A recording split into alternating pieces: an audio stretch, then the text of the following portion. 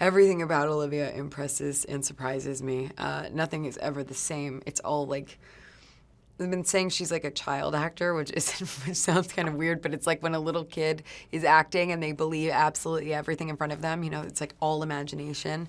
That is Olivia. She doesn't have that shield. It's just she's just totally vulnerable and open, and it's incredible to watch. It's not something you can learn. It's just like she just has the gift.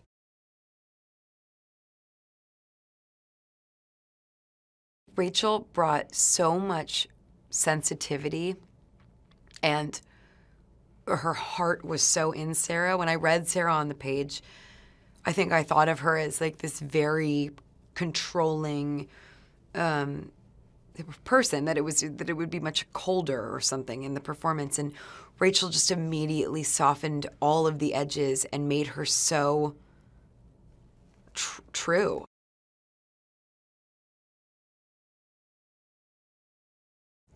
So working with Olivia and Rachel was wonderful, and I think they're both so brilliant. So getting to work with them felt like a real lucky break, and I learned a lot from both of them. And the rehearsal process was Olivia, Rachel, me, Joe, Nick, and James with Yorgos and Tony, and Constanza, who's this amazing Argentinian choreographer, and we for 3 weeks just like acted like human noodles and crawled all over the floor and embarrassed ourselves completely in front of each other, and by the end felt really, really safe and comfortable with each other. So it was kind of an amazing process because, as nuts as it felt in the moment, we were also really learning to rely on each other as a team. And that felt very good, especially when we had to be cruel.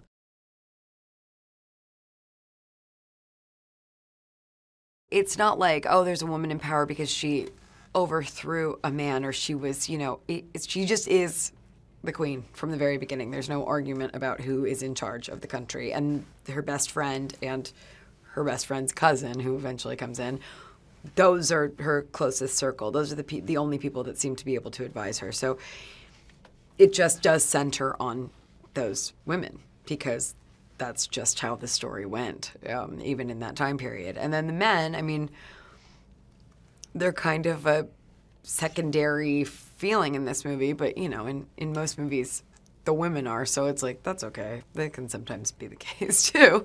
But yeah, I think it just sort of, in this very specific case, because she is the leader of the country, because Anne is the leader of the country, it just happens to be that these women are, given a great deal of power.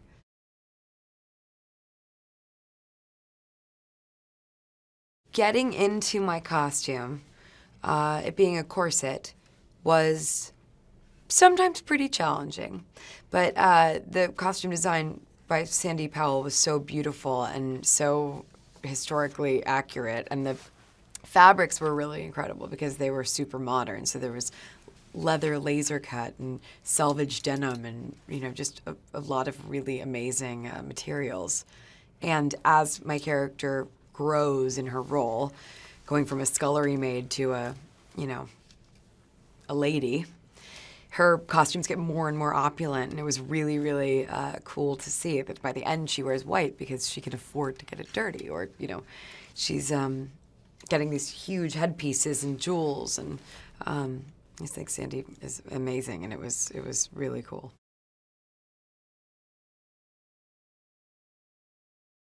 Working in Hatfield was incredible because, Queen Elizabeth I had gone there as a little kid. The history of it, shooting on location, was just infused a lot, I think, into the feeling for everybody. The grandeur was pretty amazing.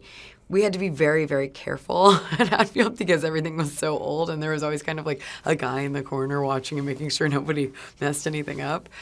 But I think it sort of made me realize that the sort of like the disparateness of being at this level of power, the way you live, is like people are so far away from you, and you're so, even though you're surrounded by people all the time, it's very isolating and lonely. And I think that was what was really cool about what Yorgos and Robbie did with the lens in those masters, is everything feels sort of distorted and strange, and there are these tiny people in these big environments. And so it really was very helpful.